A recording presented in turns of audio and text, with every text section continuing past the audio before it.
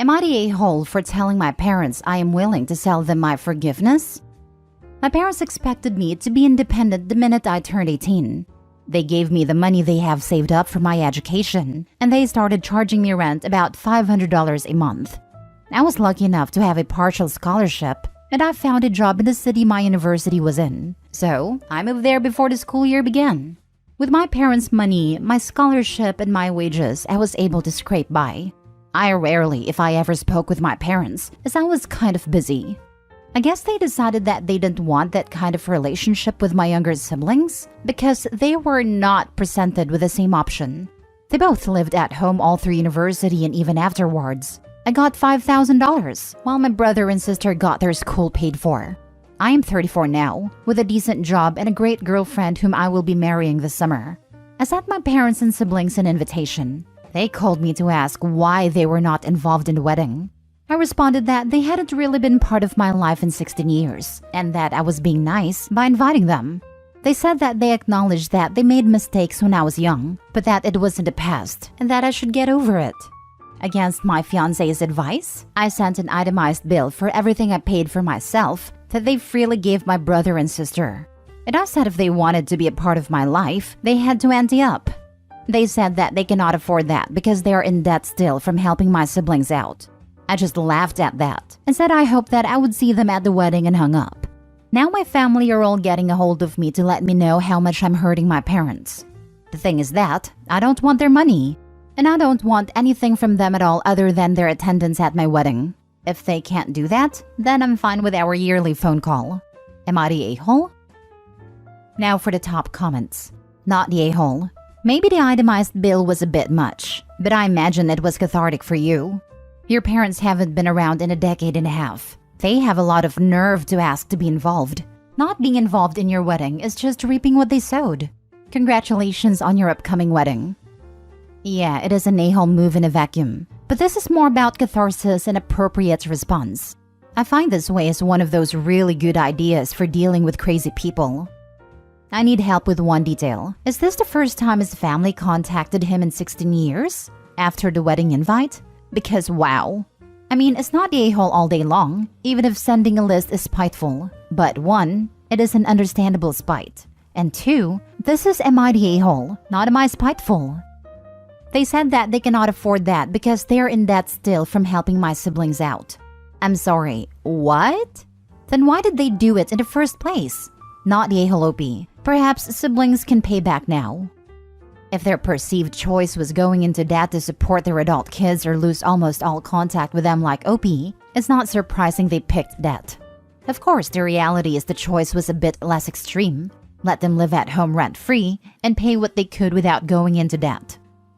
I mean, there's a middle ground that the parents haven't quite figured out. The lack of contact is also a choice that's not financial, because they could have at least checked on OP more, even if they cut him off financially. It sounds like they emotionally cut him out too. Even if OP was upset over the financial cut-off, they should have kept reaching out, because why he was upset was understandable. The way OP explains it, it seems he was the one to cut off contact. I was kind of busy, not they never called or they were kind of busy. Because he was busy fending for himself after his parents cut him off and gave him no help. Next story. Am I the a-hole for refusing to rotate events between my parents? It's a tale as old as time. My parents stayed together for the kids. They got divorced 5 years ago, basically the second my youngest sibling left for college. I, 35 female, am married with kids of my own, and nothing much changed for us other than now seeing my parents separately for the most part. I have 4 kids, all in elementary or middle school. This means we have lots of stuff going on, from school plays to sports matches to recitals. My parents are active and involved grandparents, and they both try to come to as many of these things as possible. We had, of course, about 2 years where these things were not really happening so much, but now we're finally back to a normal schedule, and these types of things are back on. For some reason, my parents' divorce proceedings have dragged on for longer than they should have, and the financial stuff is still being hashed out. Unfortunately, it has gone from relatively civil to hostile. I'm not taking sides. I love both my parents, as do my kids, and their divorce is not my business. But lately, My dad has been saying he doesn't want to go to places where my mom is going to be and has asked if he can rotate the grandchild events with her. I understand him not wanting to interact with her. That's fine. But he can easily attend these things without having to. He can sit on the other side of the bleachers or auditorium and never even see her. My mom is perfectly content to do just that and doesn't want to have to miss anything. This is all Dad. I told him there's really no reason he can't go to, say, a school play and just sit as far away from Mom as possible. She doesn't want to talk to him either, and neither are the type to ever make a scene. So no, I'm not going to make a rotation. They are both invited to all of these things, and Dad is free to go or not. His choice. Needless to say, Dad is not pleased. Mom thinks it's perfectly fair, but she's obviously biased. Husband agrees with me. One brother agrees with me, but that's because he's likely proposing soon and is worried about Dad being like this for all the wedding-related events. My other siblings are younger and don't really have that sort of thing on their minds and are saying I'm being unfair to Dad. But maybe they have a point? Am I the a-hole for how I'm handling this? Not the a-hole. Your parents, particularly your dad, need to do better for their grandkids if they want to be involved in your life. It sounds like you are being incredibly respectful of the divorce, not taking sides, etc. Rotating events also creates huge logistical problems. You can't rotate one-off events like graduations, etc. All that's going to end up happening if you do is you create a whole new set of problems where someone complains that grandparent A got to go to XYZ, and they were way more important than the events grandparent B got invited to. Or at Christmas, grandparent A has somewhere else they can go, but it's their turn, even though it might be better to have grandparent B. Not to mention that a parent with a million kid activities to coordinate doesn't need to worry about even more logistics for each event, big or small, for no good reason. Not the a-hole. Your dad's acting like a petulant child. And your younger sibs are wrong. If granddad doesn't want to see grandma, then granddad better question the love for his grandkids. He's there for the kids. If he can't look at that way, then it's a personal problem. Your younger sibs don't see it this way because they don't have kids yet. It's weird, but once you have kids, you realize that you do a lot of things for your children and grandchildren. And a mature person would see that sometimes compromises have to be made, and you may not like it, but you want to be there to support them. Definitely true about having to think about kids. Though my brother, who's planning to propose soon, doesn't have kids, but is thinking like me, because he doesn't want to be in a position of having to choose which parents attends his engagement party and wedding. And he wants kids, so I bet he's thinking about what will be when he does have them. I think the situation would be different if it was an abusive marriage. If this is all just pettiness or resentment, then it's on your dad to decide what's more important. Being an active father and grandparent, or trying to punish your mom by having her barred from family events. Whether he views it as his punishment or not, that's what it is. Give it time. Don't uninvite anyone and he should come around. Next story. Am I the a-hole for telling my sister she needs to pay for childcare or I'm not going to her wedding? My female 25 sister's wedding, female 28, is in a couple months. She recently sent out invitations. I was invited as a regular guest, not a bridesmaid or maid of honor, since we live a state apart. And obviously, there's a certain level of involvement and time that goes into being part of a bridal party, which I understand. I want to be there for my sister. And obviously, I'd like to see her get married. But the problem is, I'm a single mom. My son is 6, and when he's not at school, I need to be home watching him. So being out for hours at a time isn't really in the cards for me right now. My sister's wedding is child-free too. Since it's taking place in her state, I'd need to commute. And I'd probably have to be gone from my house for 2 full days. I can't have family watch my son since they'll all be at the wedding. And I don't really have friends who will babysit for 2 days. I contacted my sister and asked if she'd be willing to let my son come to the wedding with me and explained he couldn't be left alone so young and that I didn't have anyone to watch him. She responded by telling me her no children policy was strict and she wouldn't make exceptions. I explained my situation again and said I need some form of childcare or to bring him with me. I then asked her if she could pay me to hire a nanny or babysitter to watch him. She got offended and said children and weddings are both parts of life and I need to just figure it out. It's my kid, my problem. Which sure, that's true. but also her wedding and her making it a problem by not allowing me to bring my kid. I told her she could either pay for my childcare or I wouldn't be going to her wedding, which all she did was call me ridiculous and entitled. She said she shouldn't have to pay for my child, and that part of being an adult is knowing how to take care of that kind of thing. I think that's ridiculous. Money is tight. Childcare is expensive. I can't magically afford for someone to watch my 6-year-old, and most people would just let me bring him to the wedding. My sister says she's definitely not paying for childcare, and I guess you're not going to the wedding then. And now, my whole family is mad at me for not being there for my sister. Am I the a-hole? Edit. I'm not trying to force my sister to pay for anything, and it's totally fine if I can't come. She accepts that, and I just don't go. It only became a problem when my entire family came after me for not going to the wedding. I'm not mad at my sister for not paying. I'm mad at her for turning the family against me and saying I don't want to come to the wedding, and complaining about me behind my back to my parents. She complained about me not going to the wedding as if I was purposely avoiding it. Now for the comments. You're the a-hole. I get where you're coming from, but you went about this all wrong. I'm sorry, but it's not within my budget to travel so far. And also arrange to pay for childcare when I get there. I said my best. Full stop. Don't ask for handouts from a stressed out bride. Is that what people do? Good Lord. If she's gracious, she or the family will offer a solution. But you don't ask for that.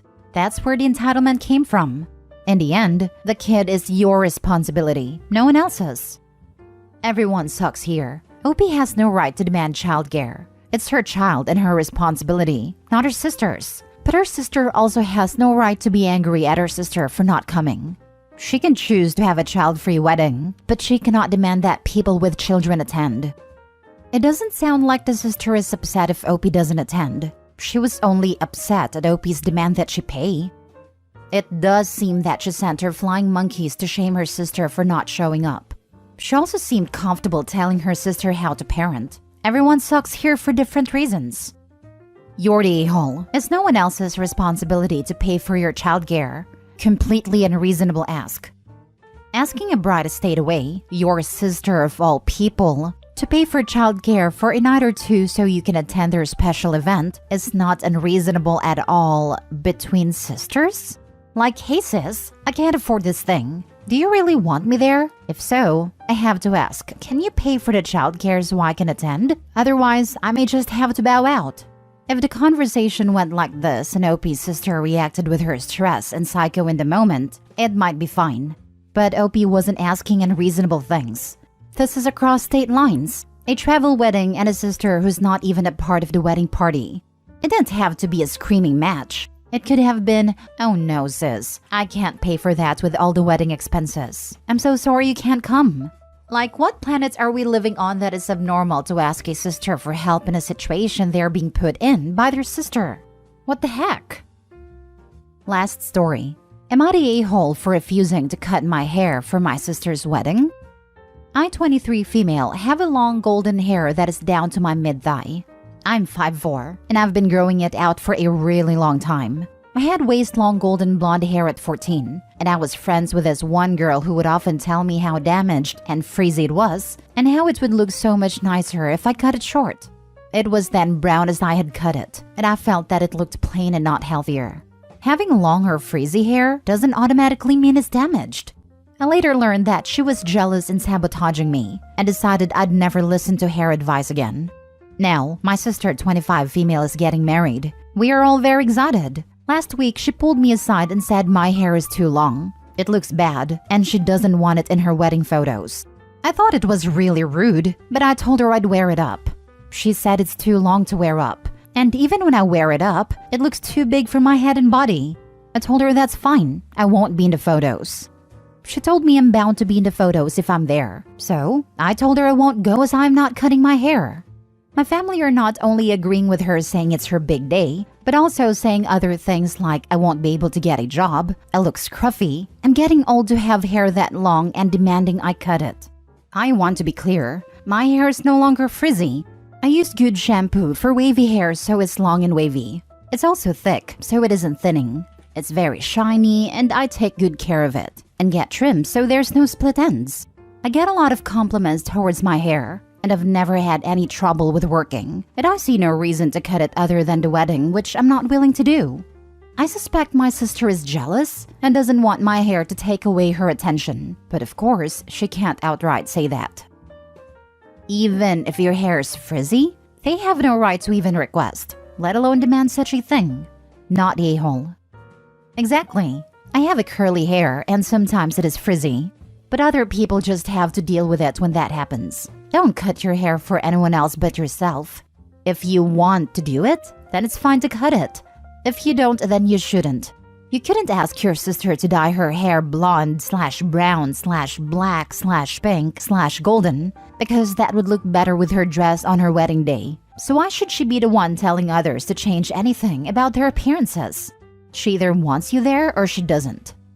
Same. 3A/3B hair, and I'm sick of people having an issue and making comments on days it's frizzy. Not the a-hole. This obsession some brides have over their wedding photos is really unhealthy and bizarre to me. You just have natural long hair. She should get over it. The irony is that most of the time the photos are forgotten about after the first couple of years.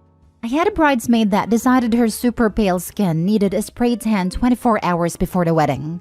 She also went nuclear blonde and neon green nail polish with the deep purple bridesmaid dresses. There was nothing I could do on the day of, so I rolled with it. But I do make a point of reminding her of how she looked, and is now mortified by it, because the goal was as much attention as possible. Keep your hair, the pictures won't matter down the road. Not the a-hole. I'm very sorry for this misfortune, but the description of your bridesmaid had me rolling. Oh, I have one photo up from my wedding 20 plus years ago. I still giggle whenever I look at it. She did it to herself. Beautiful dress, Cheeto skin, nuclear blonde hair, and that nail polish. She thought she looked good, but everyone else was wondering what was up with the bridesmaid who missed the look. Since I wanted a marriage more than I wanted a wedding, I wasn't thrilled, but the idea of freaking out on her would have helped anyone on the day of.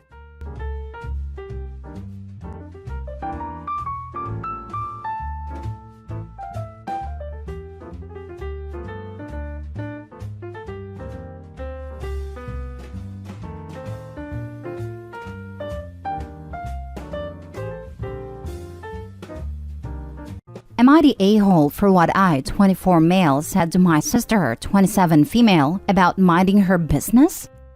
This happened a while ago and I'm still getting grief for it. So I think I know your answer, but maybe some explanation will help. So, around 6 months ago, my fiancé, who I was with for around 7 years, but were friends before that, left me because she realized she never loved me and that I was holding her back. She was not interested in therapy. And I am not in the habit of begging someone to stay, so I helped her pack and dropped her off at a hotel, which is what she wanted and where she asked to be left. About a month ago, she called me crying in the middle of the night to say that she had made a mistake and wanted to come home. I had promptly hung up on her because I also firmly believe in the rule, don't let them tell you they don't want you more than once. Apparently, my family didn't get the memo because for a while after that, my family, particularly the older women, had been pressuring me to hear her out. And even going so far as to tell me her side of the story and how she had a breakdown and it didn't have anything to do with me. Blah, blah, blah. Don't buy it. My sister recently called me out of the blue and started talking to me about how I don't want to be the reason for anything bad, so I should call and talk to my ex. I tried to brush it off, but she kept saying things like, well, you don't want it to be your fault is all I'm saying, and stuff like that. I didn't like what she was implying, so I admit I snapped and said something not so nice. Something kinda like, maybe you should worry about your own relationship. I mean, God knows it takes all of your mental fortitude to keep your pants on. Which is bad, because her first 2 marriages ended due to cheating on her end. After a moment, she started crying on the phone and kept saying, I can't believe you would say that, and that's so cruel. You don't know what I went through. I replied something like, and that's why I usually stay out of it. You know, try to mind my business. Apparently, that isn't even close to the same thing. And since then, I've been getting yelled at by all the women in the family. But at least the ex talk has stopped. Am I the a-hole? Not the a-hole. You are not responsible for anything bad happening. She got exactly what she asked of you. To tell someone you've been living life with for 7 years that you never loved them and they were holding you back is pretty powerful. I'm sorry wouldn't fix that broken trust for me. I would not be surprised if she already had a backup plan, that plan being another person, and it didn't work out. Now she realizes she took her life for granted and ended a good thing. If this was your sister's first attempt at sticking her toe into the situation, I can see why she's so taken aback. But it sounds like all the women in your family are acting as a team, so she knew what she was getting herself into. Exes blamed her exes for why she cheated on them. She's also blaming Opie for ex leaving him, not the a-hole. Ex made her choice. Opie wants to move on. End of story. If there is an insinuation that the ex would harm herself, then you need to tell your sister to call 911, not you, not the a-hole. I'm of the opinion you should call every time someone tries to use that line to manipulate you, even if you know they'd never do it. Hopefully getting the cops involved enough times will make them cut that nonsense out. I can just imagine the sister spluttering over the line if Opie was like, "Wait, really? I'm gonna call the cops because I'm afraid she'll hurt herself." It's effective. Had a friend keep someone on the phone while their mom called the police in another state. Because if it is real, they need help. If it's manipulative, then they made their bed. Yep, my ex did this to me, in writing, the day before a divorce proceeding. I responded with a link to a mental health line, told her she should call them if she felt like hurting herself, and called her sister and related, and said, "I'm done with it. It's on you. I'm not getting involved." Printed out the transcript and had it for the judge to see. Ex had a restraining order out against her for assaulting me, and we made a nice record of her manipulation on the record in court. Sadly, it didn't move the judge in the least, but I did get a formal, "I was only doing it for attention," and a good, "Don't do it again or I will move for full custody of the children." It was a regular part of our interaction for many years. Been over a year now and not a peep. Next story. Am I the a-hole for not moving on fast enough for my late fiancé? I, 27 female, have twins, 3 male and 3 female. For my late fiancé, I'll call him Noah. Noah and I met when we were 16 and got engaged when we were about 24. And shortly after, we found out that I was pregnant. However, Noah died in a car accident not too long after. This wrecked me and both of our families, since we had been together for so long and they had watched us grow up together. Noah was his mom's only child and she had him at a young age, so they were very close. The whole family helped raise Noah when he was young, and when Noah and I started dating, we always had our weekly dinners with just the 3 of us. His mom and I became really close, and even closer after Noah's death. Her and I continued those weekly dinners, and I included the twins when they came along. My current boyfriend of 10 months, I'll call him Rick, has recently told me that he doesn't like how close I am with Noah's mom. He doesn't like our weekly dinners and thinks that only the twins should go. He doesn't like that I still have pictures of Noah and I in my house. Rick doesn't live with me and the twins, just spends nights, and doesn't want me going on vacation with Noah's mom and her family. I've been going on vacation with Noah's mom and her family since I was 16, and I continued to go even after Noah's death, with the twins. It never really came across my mind to stop going, because I love Noah's mom, and the twins love spending a week at a beach with her grandmother and the rest of the family. I told him that the pictures stay, because he doesn't live here, and the twins love looking at the pictures of their dad.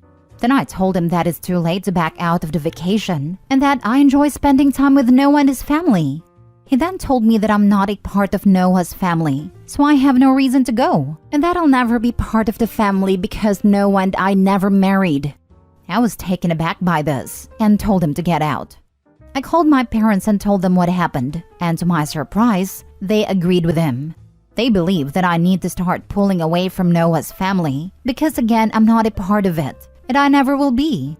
They said that I don't need to be rude to them or anything, but I shouldn't be going on vacations, having dinners with his mom, or going to family gatherings, and that I need to start a new chapter of my life, one where Noah and his family aren't in it, because I'm taking too long to move on from Noah. Then Rick texted me, saying to contact him when I'm actually ready to be in a relationship with someone who isn't Noah. I really don't know what to make of this. I thought I moved on enough. I know that Noah and I will never be married, and I've accepted that. I just still see his mom as a mother figure because I've known her for so long, and the twins love her.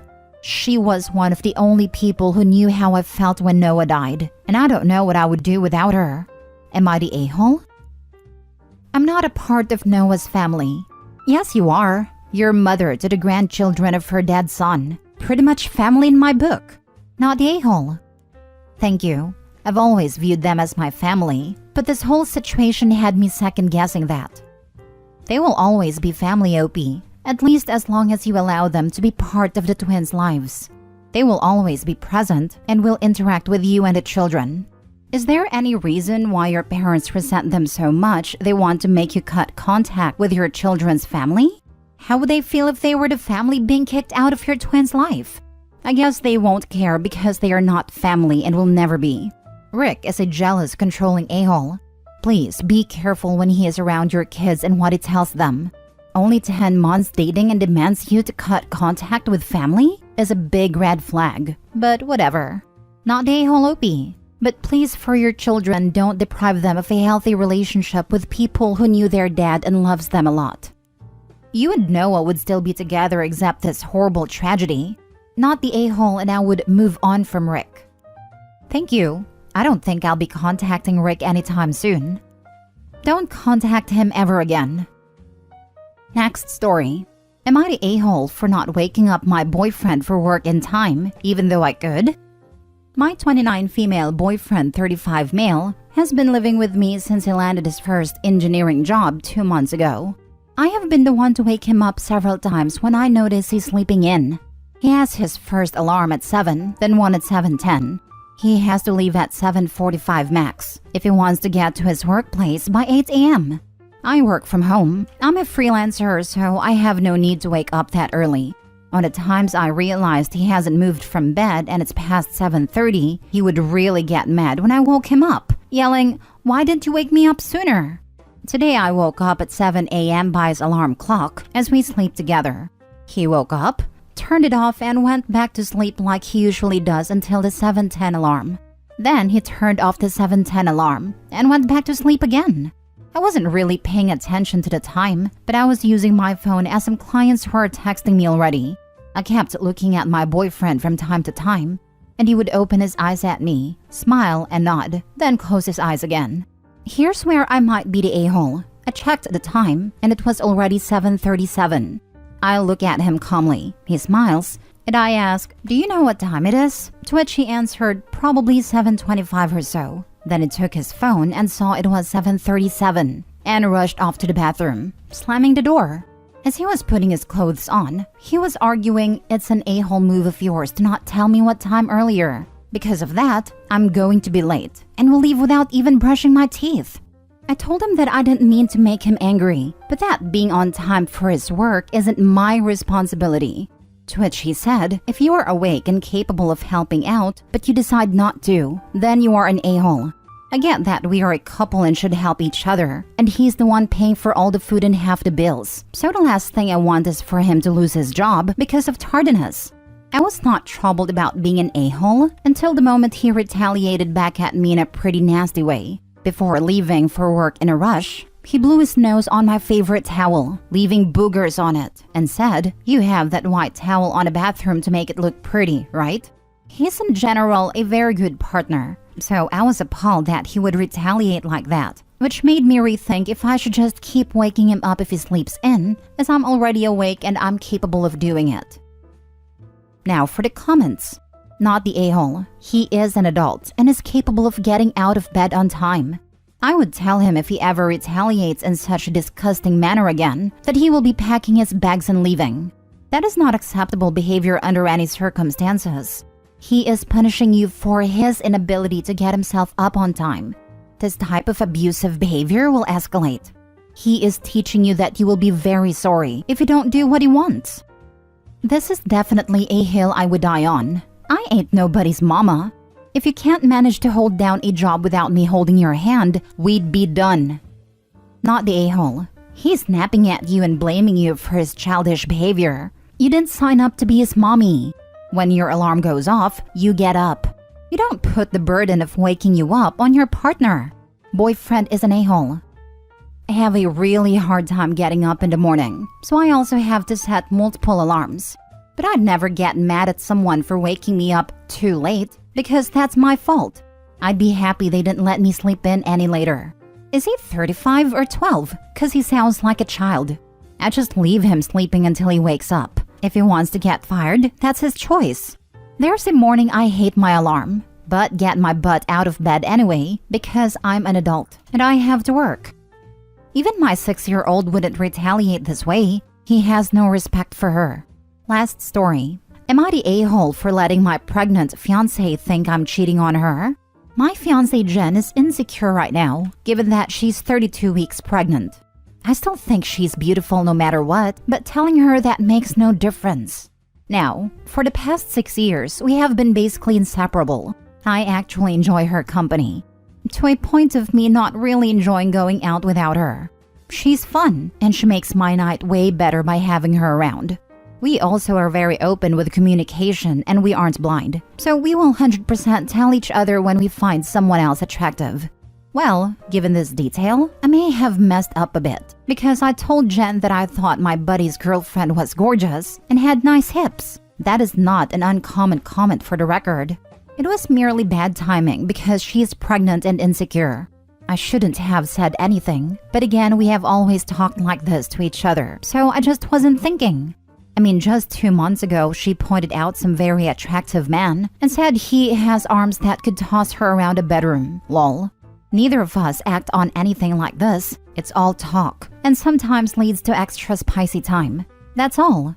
But anyways, I made a comment about my buddy's girlfriend and she agreed with me at first, but it soon fell apart. See, I go to my buddy's house quite often and she's always invited, but she's been declining because of being uncomfortable. The baby is on her sciatic nerve, or saying she doesn't want to really be around people because she feels gross. But she did go with me 2 days ago, and I guess I let my eyes wander a bit and she noticed, which I didn't. She asked me to bring her home and was being super quiet. And when I get it out of her, she say, "You told me she's gorgeous and has nice hips. And then you guys eyeing each other in front of me." I asked what she was talking about, and she openly said, "Are you sleeping with her? 'Cause you're there a lot." So I said, "Don't be silly. Of course not." I drop her off. She tells me to go have fun, so I go back. When I get home, she was in bed and distant. I ask what's wrong, and she said, "You just left me here thinking you are cheating, and go back to hang out with her with zero qualms. She wasn't there when I got back." I said, "You told me to go back and have fun, babe. I didn't realize you were serious." She says, as if you didn't realize I was serious, and turns to go to bed. Now I'm feeling incredibly stupid, but I don't even know what to say to her. It's tense in my house. Am I the a-hole? I'm gonna give you a life pro tip from someone who's been married for 15 years. When she says, "Do what you want to do or go have fun," it's not giving permission. It's a dare. Partner, go have fun. Narrator, sensing danger. The man absolutely does not go and have fun. It was indeed a trap, one that only the most unwary would fall into. My dude, if your wife's upset, prioritize making her not upset, especially when she's pregnant with your child. I drop her off. She tells me to go have fun, so I go back there. When I got home, she was in bed, distant. I said, "You told me to go back and have fun, babe. I didn't realize you were serious."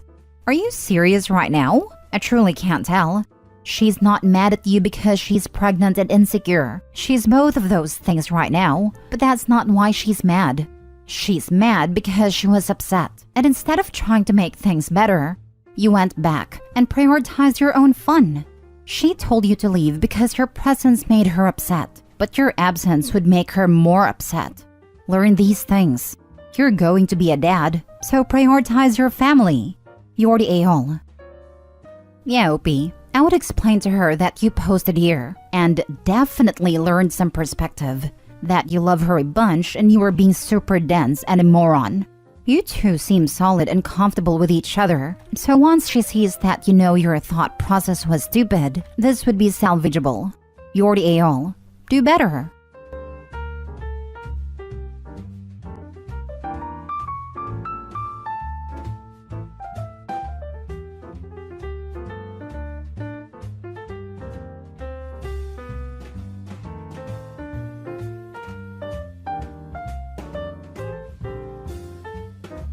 Am I the a-hole for frightening my nephew and making him traumatized for life?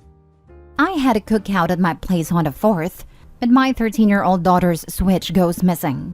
I contacted family members, and my wife's sister, Kara, said my daughter gave it as a gift to her 6-year-old son, Stevie, for his upcoming birthday. I asked my daughter, and she said it wasn't true. She let Stevie use it so they could all play Mario Kart together, and it went missing after the cookout. My daughter is upset, and I call Kara back, who insists that the Switch is now Stevie's, and my daughter is too old to play anyways or will outgrow it soon, and it was a gift to Stevie. She calls my daughter an Indian giver. After this, I contacted my uncle, who is a police officer, and he watches Kara's house, and a few of his friends go over and threaten to arrest Steve and Kara over stolen property. Kara reluctantly gives it back after an incident with the officer that she could have been arrested for. They warn Stevie that next time he steals, both him and his mom will go to jail, then let my sister-in-law go without incident. Sister-in-law says Stevie has been crying non-stop and having issues sleeping because he doesn't want to go to jail, and blaming me and my family for traumatizing her son. My response might have been heartless because it was, I guess he'll never steal again, and Kara thinks he'll be traumatized for life for making a big deal over a stupid game. Now for the top comments. Your sister-in-law got caught stealing and is trying to deflect by telling you her son is traumatized. She thought you would just back down and let her steal from your daughter. Not the a-hole. So you think the 6-year-old is secretly doing just fine after an honest-to-God police officer came to his house and told him that he was going to take him and his mom to jail? He's 6. It was his mom that turned a little kid moment of taking something you like into genuine theft. Hope he didn't traumatize the kid. The sister-in-law did by being a thief who was justifiably visited by the police. It sounds like sister-in-law also did something verging on arrestable, based on how Opie describes it. I suspect that was actually what may have traumatized the kid. I'm never the first to defend cops, but in a situation like this, where it's some family member's goofy dispute with a kid involved, no cop is busting down the door going full code. It's, now listen kiddo, stealing is bad. It's why I have this job. Please don't make me do paperwork. They can be real pricks, but they are still people, not ghouls. Sister-in-law going bonkers though, will make cops do as cops do. Unexpected situations are where cops do notably poorly. Not the a-hole. Stevie has bigger problems, like having a mother who likes to steal. Completely agreed. His mom is something else. I think people are glossing over that apparently there was an incident that Kara instigated with the officer that she could have gotten arrested for. Listen, sending the cops after a 6-year-old is nuts, but that's literally all Kara's fault.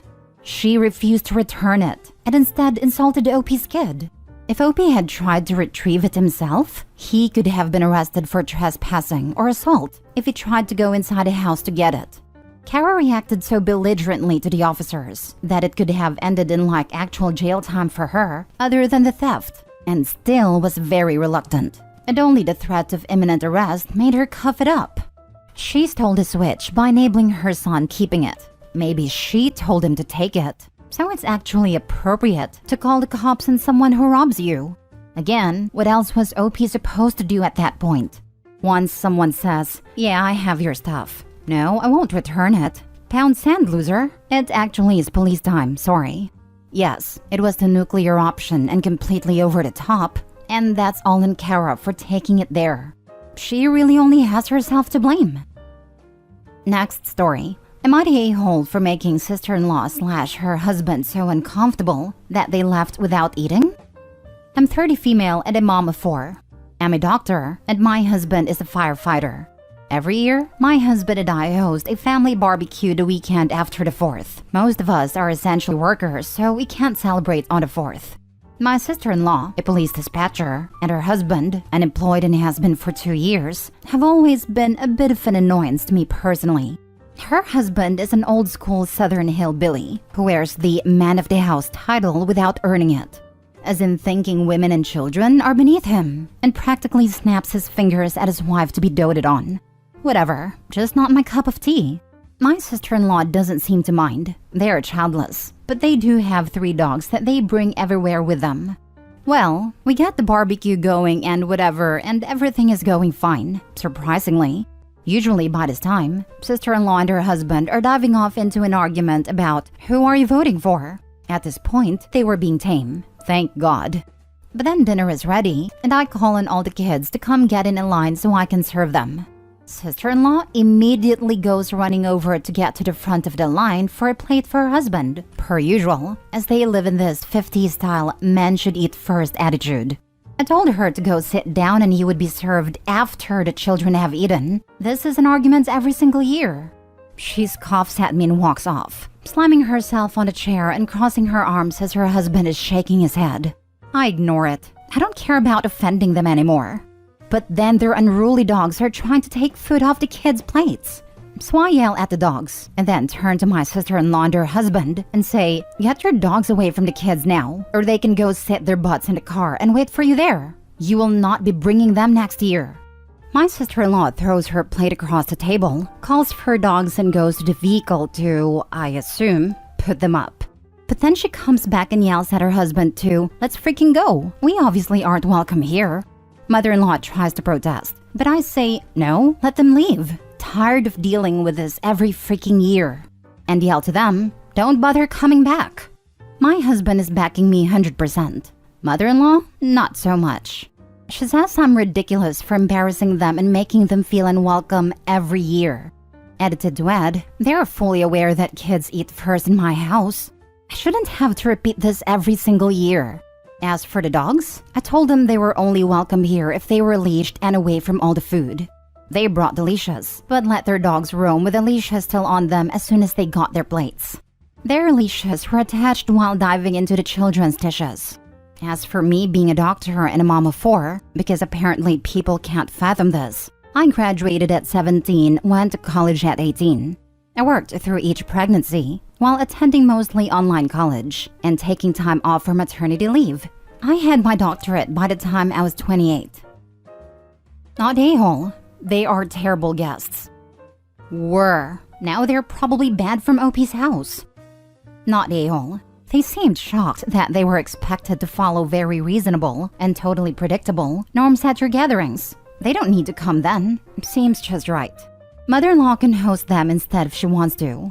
Not a-hole. Why do people always think that their dogs are welcome with them everywhere they go? Not all of us want to put up with your slobbering, smelly balls of allergies. Keep the dogs at home, or don't come at all. Especially if the dogs will be around kids and food. I won't tolerate dogs that jump or lunge for food, especially from kids. That's how someone gets bitten or knocked over.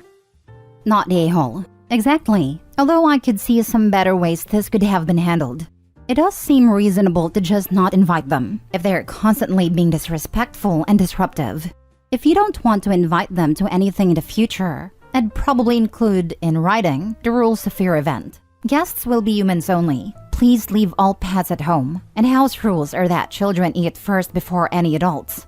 That gives you an easier ground to kick them out if they mess around. Next story. Am I the a-hole for telling my sister-in-law to maybe stop eating so much? My sister-in-law, 43 female, and her kid, 12 female, moved in with us. My husband, myself, and our 3 kids, 2 months ago. She's going through a divorce, and her ex took everything. The kid is not his, and a prenup was signed. We told her to just worry about her own food, so I didn't like the idea of eating together due to their history with food.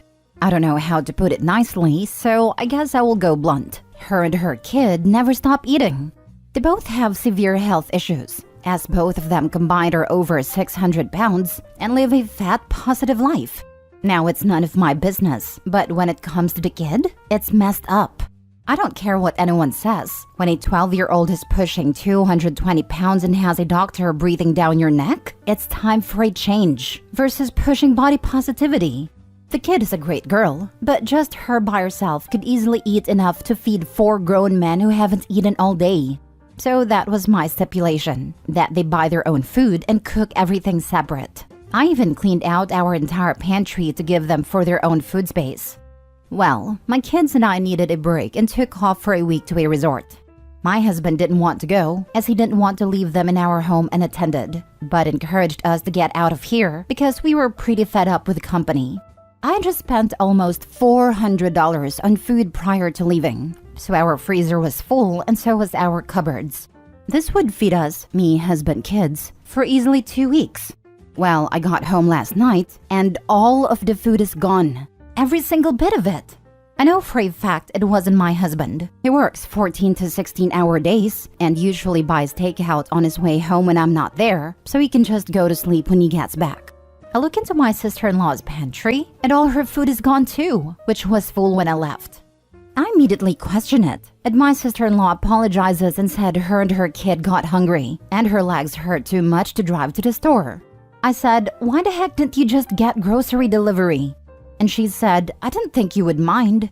So I snapped and said, obviously I freaking mind. You and your kid just ate well over $800 worth of food in a freaking week. $400 of it being mine, which you will be reimbursing me for. Maybe stop eating so damn much. And I walk off. Now she's mad at me and crying wolf to anyone who will listen for me fat shaming her and her kid. Now for the top comments. I'm gonna get downvote to hell, but I don't care.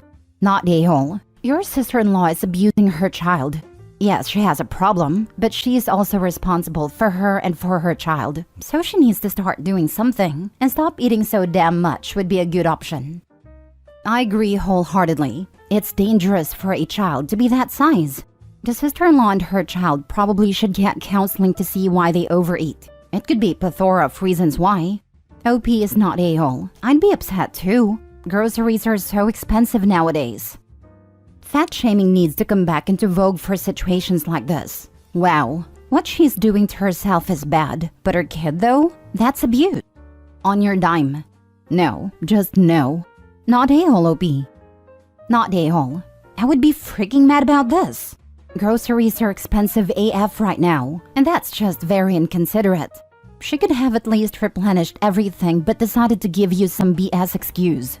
Also, what she's doing to her kid is abuse. Plain and simple. When I was in grad school, my housemates would leave for the weekend and I'd get high and eat all her snacks. I'd go to the store before she got back and replace all and more. I'd always text her saying I was eating her stash and would replace them. Even if she had like 2 Oreos left, I'd buy a whole new pack for her. Not a-hole. Your sister-in-law literally stole from your family because she felt entitled to. Quite frankly, either she gives you the money or she finds another place to live. Last story. Am I the a-hole for not taking in my nephew while my brother is in prison? For background, I have an older brother, Mark, and both our parents have sadly passed. Mark has a son, Nick, who's 8 years old. Mom is not present. We have no other family since we come from a long line of small family trees. Mark and I keep in touch, but we are by no means close. I also have my wonderful husband, Jax. Jax and I both make quite good money and could potentially both retire now if we wanted.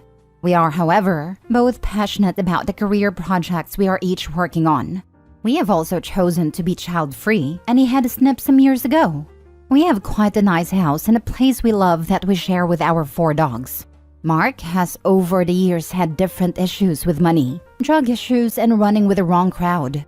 I've paid off some of his debt, around $60,000, over the years to keep him afloat, plus arranged for help with drug issues.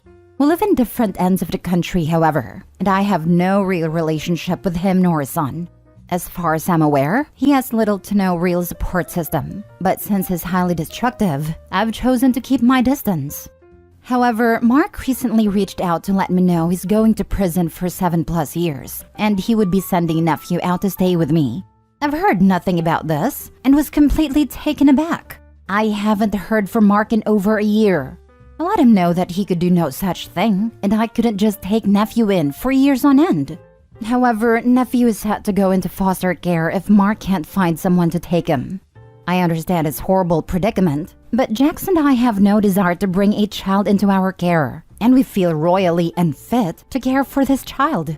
Mark remarked we both have more than enough time, money, and space to care for a child and gave me great grief for saying no. I offered full financial aid for nephew's expenses if Mark could find someone else trusted to take him in, but he said there's no one else willing in his life.